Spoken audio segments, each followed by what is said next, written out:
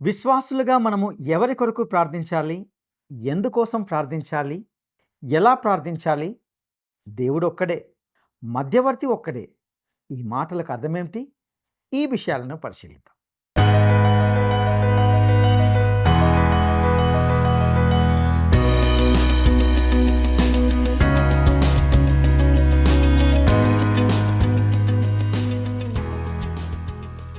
ప్రియమైన స్నేహితులారా, word రిసౌండ్స్ today పక్షంగా నేటి ఈ కార్యక్రమానికి మిమ్మల్ని సాదరంగా ఆహ్వానిస్తున్నాం. దేవుని బిడ్డలుగా మీరు మీ ఆధ్యాత్మిక జీవితాలను అర్థవంతంగా, దేవునికి మహిమకరంగా జీవిస్తున్నారని తలస్తున్నాం.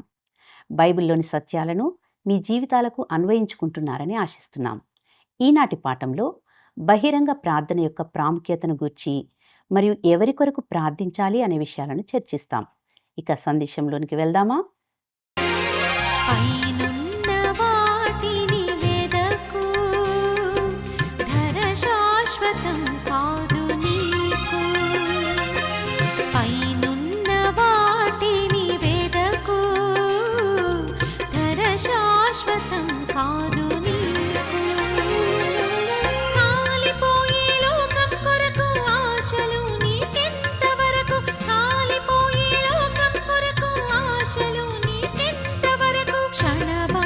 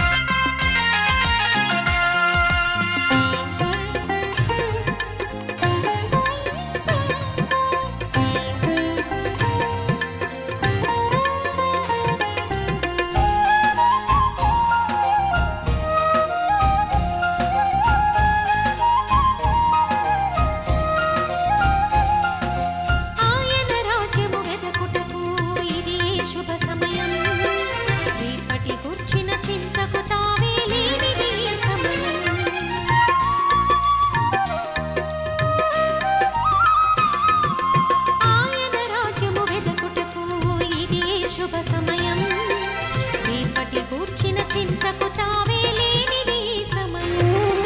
నశించు ఆత్మల భారముతో పంటను కోసే కాలము. నశించు ఆత్మల భారముతో పంటను కోసే కాలము. నిన్నెడబాయని యేసుని సన్నిధి మన తోడు ఉండగా. నిన్నెడబాయని యేసుని సన్నిధి మన తోడు ఉండగా. సాగించు నీ పయనం విశ్వాసీ, ఆ యేసుని వాడా, యేసుని జత పనివాడా. విశ్వాసీ, ఆ యేసుని వాడా, యేసుని జత పనివాడా. ఆనందించు యేసునందు నీ భాగ్యం గొప్పది. ఆనందించు యేసునందు నీ భాగ్యం గొప్పది. పైనున్న వాటిని వెదకు, ధర శాశ్వతం కాదు నీకు. పైనున్న వాటిని వెదకు, ధర శాశ్వతం కాదు నీకు. కాలిపోయే లోకం కొరకు ఆశలు నీకెంతవరకు? క్రీస్తునందు ప్రియమైన ప్రేమధార టీవీ వీక్షకులందరికీ మన ప్రభువును రక్షకుడైన యేసుక్రీస్తు సాటిలేని నామంలో శుభములు తెలియజేస్తున్నాం. మనము ప్రస్తుతము అపోస్తులుడైన పౌలు తిమోతికి వ్రాసిన మొదటి పత్రిక అధ్యయనాలను ధ్యానిస్తూ ఉన్నాం. నేటి మన ఈ పాఠంలో తిమోతికి వ్రాసిన మొదటి పత్రిక 2వ అధ్యాయము 1 నుండి 7 వచనాలను ధ్యానించుకోబోతున్నాం. మనము బహిరంగ ప్రార్థనను గురించి కొన్ని విషయాలను తెలుసుకుంటాం. బహిరంగ ప్రార్థన అంటే ప్రజల కోసం మరియు ప్రభుత్వ అధికారుల కోసం చేసే ప్రార్థన. ఇక తిమోతికి వ్రాసిన మొదటి పత్రిక 2వ అధ్యాయము 1-2 వచనాలను గమనిద్దాం. మనము సంపూర్ణ భక్తియు మాన్యతయు కలిగి నెమ్మదిగాను సుఖముగాను బ్రతుకు నిమిత్తం అన్నిటికంటే ముఖ్యంగా మనుషులందరి కొరకును రాజుల కొరకును అధికారుల కొరకును విజ్ఞాపనములను ప్రార్థనలను యాచనలను కృతజ్ఞతాస్థుతులను చేయవలనని హెచ్చరించుచున్నాను. ప్రియులారా, ఇక్కడ పౌలు క్రైస్తవులు ప్రభుత్వ అధికారుల కోసం ప్రార్థించాలని చెబుతున్నాడు. మరియు ఈ ప్రార్థనలు సంఘంలో జరగాలని అర్థం. ఆధునిక భాషలో చెప్పాలంటే మనము పార్టీలకు అతీతంగా అందరి కోసం ప్రార్థించాలి. మరియు రాజకీయ నేపథ్యాలను గూర్చి జోక్యం చేసుకోకుండా ప్రార్థించాలి. ఇదే పౌలు చెప్పింది. మనము నాయకులను ఏదో రాజకీయ పార్టీ సభ్యులుగా చూడడం కాకుండా మనము మన దేశం కోసం ప్రార్థించాలి. మరియు మన పై అధికారం ఉన్న వారి కోసం ప్రార్థించాలి. మీకు నచ్చిన పార్టీ అధికారంలో ఉంటే రాజకీయ ప్రత్యర్థుల కోసం ప్రార్థించండి. ఒకవేళ మీకు నచ్చని పార్టీ అధికారంలో ఉంటే రాజకీయ నాయకుల కోసం ప్రార్థించండి. మొత్తానికి ప్రార్థించడం మాత్రం మానకండి. ఇక రాజుల కొరకును అనే మాటను కూడా ఇందులో గమనిస్తాం. ఇక్కడ పౌలు మనలను పాలించే రాజుల కోసం ప్రార్థించాలని చెబుతున్నాడు. అవును, ప్రభుత్వం అవినీతిగా ఉన్నప్పుడు కూడా మనము ప్రార్థించాలా అని అడగవచ్చు. పౌలు ప్రభుత్వం అవినీతిగా ఉన్నప్పటికీ కూడా ప్రార్థించాలని చెబుతున్నాడు. అధికారంలో ఎవరు ఉన్నప్పటికీ వారి నిమిత్తం మనము ప్రార్థించాలి. పౌలు ఈ వాక్యాలు వ్రాసే సమయంలో రోమ్లో అధికారంలో ఉన్నవాడు రక్త పిపాసి అయిన నీరో చక్రవర్తిగా మనం గుర్తించాలి. అయినప్పటికీ అతడు ఎవరు పరిపాలిస్తున్నా రాజుల కోసం ప్రార్థించమని పౌలు మనకు ఇక్కడ చెబుతున్నాడు. ఇక అదేవిధంగా మనము సంపూర్ణ భక్తియు మాన్యతయు కలిగి నెమ్మదిగాను సుఖముగాను బ్రతుకు నిమిత్తం అనే మాటను కూడా ఇక్కడ గమనిస్తాం. అసలు ఏమీ లేకపోవడం కంటే ఏదో ఒకటి కలిగి ఉండడం అనేది ఎంతో మేలు అన్నట్లుగా ప్రభుత్వం అనేది లేకపోవడం కంటే ఏదో ఒక ప్రభుత్వం అనేది ఉనికిలో ఉండడం ఎంతో మేలు. కొంతమంది దీన్ని ప్రశ్నించవచ్చు. కానీ చెడ్డ ప్రభుత్వం, అవినీతి ప్రభుత్వం కూడా నియంతృత్వంతో కూడిన అరాచకం కంటే ఎంతో మేలు. రాజకీయాలు వంకరతనంతో ఉంటాయని, మనిషి రాజకీయ అధికారాన్ని దుర్వినియోగం చేస్తున్నాడని ఒప్పుకుంటున్నాను. కానీ చట్టం మరియు క్రమం ఒక స్థాయిలో ఉంటుంది. ప్రభుత్వం అనేది దేవుని నుండి వచ్చిన ఒక వరం మరియు మనము దానికి కృతజ్ఞతలు తెలియజేసి దానికోసం ప్రార్థించాలి. మనలో చాలామంది ప్రభుత్వం కోసం ప్రార్థించడంలో తగినంత శ్రద్ధ తీసుకోవడం లేదు. అయితే అది మనం శాంతియుతంగా మరియు నిర్భయంగా జీవించడానికి ఎంతో అవసరమని మనం గ్రహించాలి. కాబట్టి మన ప్రభుత్వం కోసం మనము క్రమంగా భారంగా ప్రార్థించాలి. ఇక తిమోతికి వ్రాసిన మొదటి పత్రిక 2వ అధ్యాయము 3, 4 వచనాలను గమనిద్దాం. ఇది మంచిదియు మన రక్షకుడగు దేవుని దృష్టికి అనుకూలమైనదియునైయున్నది. ఆయన మనుషులందరూ రక్షణ పొంది సత్యమును గూర్చిన అనుభవ జ్ఞానము గలవారై ఉండవలనని ఇచ్చయించుచున్నాడు. ప్రియులారా, ప్రభుత్వం కోసం ప్రార్థించవలసిన మరొక కారణం ఏమిటంటే దారి తప్పి నశించిపోతున్న వారి కొరకు సువార్త అనేది అలాగే సాగిపోతూనే ఉండాలి. అందుకోసం మనం ప్రార్థించాలి. భవిష్యత్తులో ఈ లోకంలో విశ్వాసులపై ఇంకా గొప్ప హింసలు మనము నిజంగా చూడబోతున్నామని నేను విశ్వసిస్తున్నాను. నేను ఇక్కడ సంఘ సభ్యుల యొక్క హింసను గురించి మాట్లాడడం లేదు. ఉదారవాద సంఘాలు ఈరోజు ఎంతగానో ఈ లోక పరిస్థితులతో రాజీ పడిన స్థితిలో ఉన్నవి కాబట్టి ఏది వస్తే దానితోనే సహకరిస్తాయి. నిజమైన క్రీస్తు విశ్వాసులు హింసలను ఎదుర్కొంటారని నేను చెబుతున్నాను. పౌలు కూడా హింసలను అనుభవిస్తున్నాడు.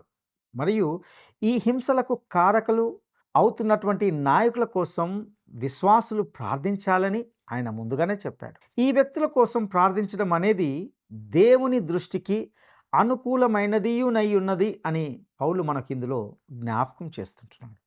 ప్రియులారా, ఇంతకీ ఇది ఎందుకు దేవుని దృష్టికి అనుకూలము? ఎందుకంటే మనుషులందరూ కూడా రక్షణ పొందాలనేది దేవుని చిత్తమై ఉంటున్నది.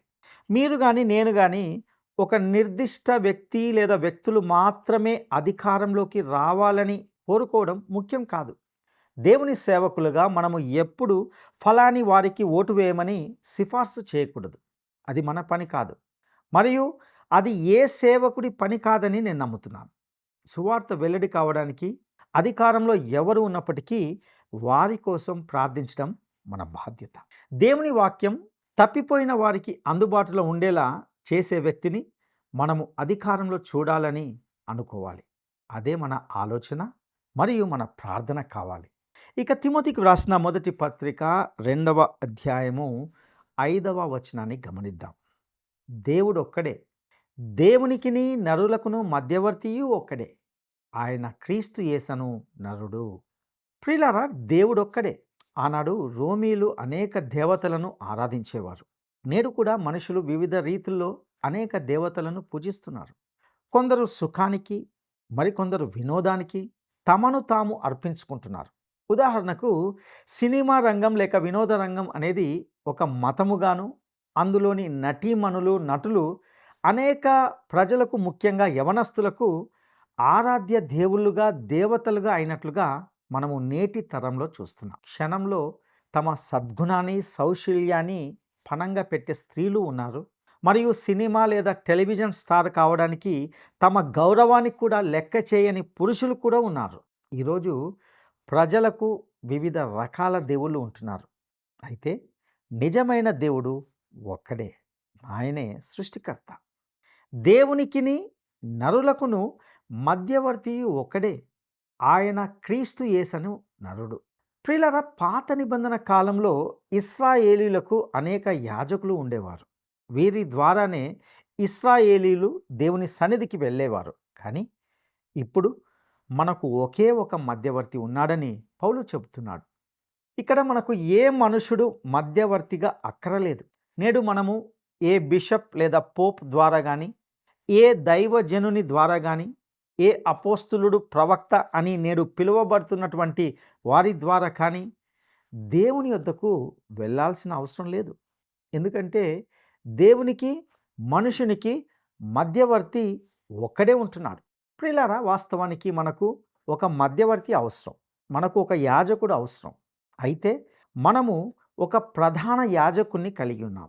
యోబు కూడా తన కాలంలో ఈ విధంగానే మొరపెట్టుకున్నాడు. యోబు గ్రంథము 9వ అధ్యాయము 33వ వచనం.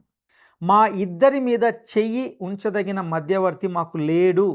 ప్రియులారా, ఇక్కడ యోబు మాటలకు అర్థం ఏమిటంటే, ఎవరైనా ఒకరు దేవుని చేతి పట్టుకొని, తన చేతిని పట్టుకొని మమ్మల్ని దగ్గరికి చేర్చి, మమ్మల్ని కలిపి, మా మధ్య మేము కోల్పోయిన సహవాసని, సంభాషణను కలిపేవారు ఎవరైనా ఒకరు ఉంటే చాలు అని యోబు ఆకాంక్షించాడు. ప్రియ స్నేహితుడా, ఇప్పుడు ఆ మధ్యవర్తి మనకున్నాడు. ఆయనే ప్రభు అయిన యేసుక్రీస్తు. ఆయన ఒక చేతితో దైవత్వాన్ని పట్టుకొని ఉన్నాడు, ఎందుకంటే ఆయన దేవుడు. మరో చేతితో మన చేతిని పట్టుకొని ఉన్నాడు, ఎందుకంటే ఆయన మనుషుడు కూడా. మనము ఎంత ఘోరంగా విఫలమైనప్పటికీ ఆయన మనల్ని రక్షించడానికి సామర్థ్యం గలవాడు.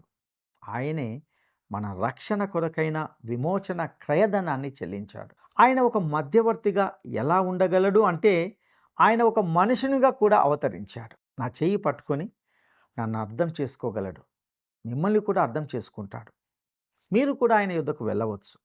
అలాగున ఆయన దగ్గరికి వెళ్ళినప్పుడు మిమ్మల్ని ఏమాత్రము నిరుత్సాహపరచడు. తన కోపాన్ని మీ మీద వెళ్ళగ్రక్కడం కానీ, లేదా బాధించడం కానీ, లేదా దండించడం కానీ చేయడు. ఒకవేళ మీరు నేను వైఫల్యాలను పొందినటువంటి వ్యక్తిని, నేను ఇది చేశాను అది చేశాను అనేవారుగా ఉంటే, ప్రియ స్నేహితులారా, నేను మీకు ఒక విషయాన్ని తెలియజేయాలని అనుకుంటున్నాను. మీరు చేసినవన్నీ ఆయనకి ఇదివరకే తెలుసు. అయినప్పటికీ ఆయన మిమ్మల్ని ఇంకా ప్రేమిస్తూనే ఉన్నాడు. మిమ్మల్ని తన కౌగిలిలో హత్తుకొని ఆదరించాలని అనుకుంటున్నాడు. పాత నిబంధన గ్రంథములో యెషయా ప్రవక్త దేవుని గురించి ఇలా వ్రాశాడు. యెషయా గ్రంథము 63వ అధ్యాయము 9వ వచనం. వారి యావత్ బాధలో ఆయన బాధ నొందెను. కొంతమంది బైబిల్ పండితులు ఆయనకు వారి బాధలను బట్టి ఎటువంటి బాధ కలగలేదు అనే విధంగా చదవాలని ఆశించారు. మనము ఏ విధంగా చదివినప్పటికీ ఈ రెండు అర్థాలు కూడా అద్భుతమైనవే అని చెప్పవచ్చు. దేవుడు తన ప్రజలైన ఇశ్రాయేలీయులతో కలిసి అరణ్యమందు వారితో వెళ్ళాడు. అయితే ఇశ్రాయేలీలు కాదేష్ బర్నేయ వద్ద విఫలమైనప్పుడు, మీరు వైఫల్యం చెందిన ప్రజలని దేవుడు వారిని విడిచిపెట్టలేదు. 40 సంవత్సరాలు అరణ్యంలో వారితోనే కలిసి నడిచాడు. ఆయన వారితో కలిసి వారికి ముందుగా ఉండి నడిపిస్తూ వచ్చాడు. వారు వాగ్దాన దేశంలో ప్రవేశించడానికి ముందు వారు జీవించడానికి కావలసిన నియమాలను మోషేకు అనుగ్రహించాడు. అరణ్యంలో ఆయన వారి బాధల్లో వారి పట్ల ఓపికతో వేచి చూస్తూ వ్యవహరించాడు. ఆయన వారిని చూసి బాధపడలేదు, అక్కడే ఆగిపోయి విసిగిపోలేదు, కానీ వారి కొరకు వేచి ఉన్నాడు. అలాగే ఆయన మనతో కూడా ఇలాగే వ్యవహరిస్తున్నాడు. మనము దేవుని యొద్దకు వెళ్ళడానికి అలాంటి మధ్యవర్తి మనకు ఉన్నందుకు ఎంతో కృతజ్ఞతలు.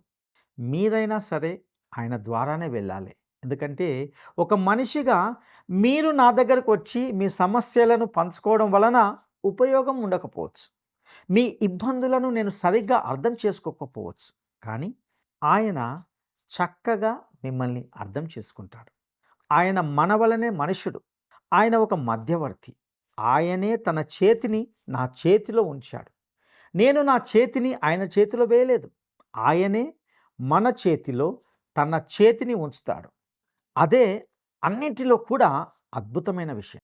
ఆయన క్రిందికి వచ్చి నా చెయ్యిలో తన చెయ్యి వేసి గట్టిగా పట్టుకున్నాడు. అలాగే ఆయన దేవుని చేతిని పట్టుకొని మా ఇద్దరిని కలిపాడు. ప్రియులారా, నేడు ఈ మధ్యవర్తి మాత్రమే ప్రపంచానికి తెలియాలి. ఎందుకంటే రక్షణకు ఒకే మార్గం ఉంది. పేతురు తన కాలపు మత నాయకులతో ఇలా అన్నాడు. అపోస్తల కార్యములు 4వ అధ్యాయము 12వ వచనం. మరి ఎవని వలనను రక్షణ కలగదు, ఈ నామముననే మనము రక్షణ పొందవలెను, కానీ ఆకాశము క్రింద మనుషులలో ఇయ్యబడిన మరి ఏ నామమున రక్షణ పొందలేము. అవును ప్రియులారా, క్రీస్తు మాత్రమే మార్గము. కానీ అద్భుతమైన విషయం ఏమిటంటే, మీరు ఆయన వైపు తిరిగితేనే ఆయన మిమ్మల్ని దేవుని వద్దకు నేరుగా తీసుకువెళ్తాడు. ఒకసారి నేను ఒక మారుమూల ప్రాంతానికి వెళ్ళడానికి ఒకే ఒక మార్గం ఉందని నాకు చెప్పారు. ఒకవేళ నేను ఆ మార్గంను తప్పిపోతే గనక చాలా ఇబ్బంది అవుతుంది. కానీ నేను ఎప్పుడైతే దానిని కనుగొన్నానో ఆ తర్వాత అది నన్ను నేరుగా నా గమ్యస్థానానికి చేర్చింది. వాస్తవానికి నేను చేరుకోవలసిన ఆ స్థలానికి ఒకే ఒక మార్గం అంటూ ఉన్నదని ముందుగా నాకు తెలియదు. నేను ఏదో ఒక మార్గాన ఏదో ఒక విధంగా ఆ గమ్యానికి చేరుకోవచ్చులే అని అనుకున్నాను. అయితే ఒక వ్యక్తిని అడిగినప్పుడు అతడు ఆ ప్రాంతానికి వెళ్ళడానికి ఒకే ఒక మార్గం ఉంది అని చెప్పాడు. అలా చెప్పిన వ్యక్తికి నేను కృతజ్ఞుని. ప్రియులారా, అలాగే నీవు నేను దేవుని వద్దకు వెళ్ళడానికి కూడా ఒకే ఒక మధ్యవర్తి ఉన్నాడనే విషయాన్ని తెలుసుకోవడం ఎంతో ఆనందదాయకం. ఆయనే మనలను దేవునితో కలుపుతాడు. ఎందుకంటే ఆయన దేవుడు కూడా మరియు మనుషుడు కూడా. ఆయనే క్రీస్తు యేసను నరుడు. ఇక తిమోతికి రాసిన మొదటి పత్రిక 2వ అధ్యాయము 6వ వచనాన్ని గమనిద్దాం. ఈయన అందరి కొరకు విమోచన క్రయధనముగా తన్ను తానే సమర్పించుకొనెను. దీనిని గూర్చిన సాక్ష్యము యుక్త కాలములయందు ఇయ్యబడును. ప్రియులారా, ఈ వచనంలో మనము క్రయధనము అనే మాటను గమనిస్తాం. క్రయధనము అనగా ఇంగ్లీష్ భాషలో ర్యాన్సమ్ అని పిలుస్తాం. అయితే ఈ క్రయధనము అనే పదాన్ని మూల భాష అయిన గ్రీకు భాషలో యాంటీ లుట్రాన్ అని పిలుస్తాం. అంటే ఈ మాటకు విమోచన కోసం చెల్లించే ధర అని అర్థం. క్రీస్తు మన విమోచన కోసం ధర చెల్లించాడు. వాస్తవానికి మనము జన్మ పాపులము, కర్మ పాపులము గనుక పాపానికి దాసులమయ్యాం. అందులోనే బందీలుగా మార్చబడ్డాం. అందుచేత మనకు విమోచనం అనేది అవసరమైంది. మీరు నేను తప్పిపోయిన పాపులం. ఆయనే మన క్రయధనం అనగా విమోచన ధర అయి ఉన్నాడు. ఇక తిమోతికి రాసిన మొదటి పత్రిక 2వ అధ్యాయము 7వ వచనాన్ని గమనిద్దాం. ఈ సాక్ష్యం ఇచ్చుటకై నేను ప్రకటించువాడనుగాను అపోస్తులుడనుగాను విశ్వాస సత్యముల విషయంలో అన్యజనులకు బోధకుడుగాను నియమింపబడి తిని, నేను సత్యమే చెప్పుచున్నాను, అబద్ధమాడుట లేదు. ప్రియులారా, ఇక్కడ పౌలు నేను నియమింపబడి తిని అని అంటున్నాడు. వాస్తవానికి ఈ మాటను నేను ఏర్పరచబడ్డాను అని అనువదించడం మంచిదని నేను భావిస్తున్నాను. పౌలు ఇక్కడ తాను ఒక ప్రకటించువాడిగా మరియు అపోస్తులుడిగా నియమింపబడ్డానని చెప్పాడు. ప్రకటించువాడు అనే పదము కెరుక్స్ అనే గ్రీకు పదం నుండి వచ్చింది. కెరుక్స్ అంటే చాటించుట లేదా బాకా అని అర్థం. ఇది సువార్తను ప్రకటించే వ్యక్తిని సూచిస్తుంది. ఇక్కడ పౌలు సువార్తను ప్రకటించడానికి నియమింపబడిన వ్యక్తిని అని తెలియజేస్తున్నాడు. అదేవిధంగా ఇక్కడ పౌలు నేను సత్యమే చెప్పుచున్నాను, అబద్ధమాడుట లేదు అని అనడాన్ని మనం గమనిస్తాం. ప్రియులారా, ఈ విధంగా తన సన్నిహిత మిత్రుడు యువ ప్రసంగికుడైన తిమోతితో చెప్పడం మీకు విచిత్రంగా అనిపించవచ్చు. కానీ తిమోతిని ధైర్యపరచడానికి, ప్రోత్సహించడానికే పౌలు ఇలా చెప్పాడని నా అభిప్రాయం. ఇది నిజమని తిమోతికి కూడా తెలుసు. ప్రియులారా, ఈ వచనంలోనే అన్యజనులకు బోధకుడుగాను ఉన్నాను అని కూడా పౌలు అంటున్నట్లుగా మనం చూస్తాం. ఇది కూడా ఆయా సంఘాలకు పౌలు రాసిన పత్రికల్లో ఎక్కడ మనకు కనిపించని విషయం. తాను అన్యజనులకు సువార్తను ప్రకటించే అపోస్తులుడు మాత్రమే కాకుండా వారికి బోధకుడను కూడా అని కూడా తాను ఇక్కడ పేర్కొంటున్నట్లుగా చూస్తాం. ప్రియులారా, ఈ సందేశంలో ఎన్నో శ్రేష్టమైన సత్యాలను మనం విన్నాం. దేవుని బిడ్డలుగా అనగా క్రైస్తవ విశ్వాసులుగా మనము మనుషులందరి కొరకు, రాజుల కొరకు, అధికారుల కొరకు క్రమం తప్పకుండా ప్రార్థించాలి. నెమ్మదిగా సుఖముగా బ్రతుకు నిమిత్తము సువార్త పనికి ఎటువంటి ఆటంకం కలగకుండా సాఫీగా కొనసాగు నిమిత్తము మనము ప్రార్థించాలి. ఇది దేవుని దృష్టికి అనుకూలమై ఉన్నదని విన్నాం. ఎందుకంటే మనుషులందరూ కూడా దేవుని యొక్క రక్షణ పొందాలనేది దేవుని చిత్తమై ఉన్నది. పాపమును బట్టి మానవునికి దేవునికి మధ్య పెద్ద అగాధం ఏర్పడింది. ఈ అగాధంను పూడ్చడానికి మధ్యవర్తి అంటూ ఈ లోకంలో ఎవరు లేరు. కాబట్టి ఇటు దేవుడును నరుడును అయినటువంటి యేసుక్రీస్తు ప్రభువు మనకు మధ్యవర్తిగా ఉంటున్నాడు. ఆయన మన దీన స్థితిని చూచి దేవునికి మనకు మధ్యవర్తిగా ఉండడానికి ఈ లోకానికి వచ్చాడు. ఆయన మాత్రమే మనకు మధ్యవర్తి. ఆయన ద్వారా మాత్రమే నీకు నాకు సర్వమానవాళికి రక్షణ. ప్రియ సహోదరుడా, సహోదరి, ఈ రక్షణను నీవు సొంతం చేసుకున్నావా? యేసుక్రీస్తు ద్వారానే నీకు రక్షణ అని నీవు గ్రహించావా? నీ పాపముల కొరకు ఆయనే కల్వరి శిలువలో మరణించి విమోచన క్రయధనమును చెల్లించాడు. ఆయన యొద్దకు వచ్చి వారిని ఆయన ఎంత మాత్రము త్రోసివేయడు. ఈ సమయంలో నీవు ఆయన యొద్దకు రావడానికి సిద్ధంగా ఉంటున్నావా? మన తండ్రి అయిన దేవుని ప్రేమ, మన రక్షకుడైన యేసుక్రీస్తు వారి దివ్య కృప, పరిశుద్ధాత్మని నిత్య సన్నిధి, తోడు, భద్రత, కాపుదల మీకు తోడైండి నడిపించునుగాక. దైవాశీస్సులు.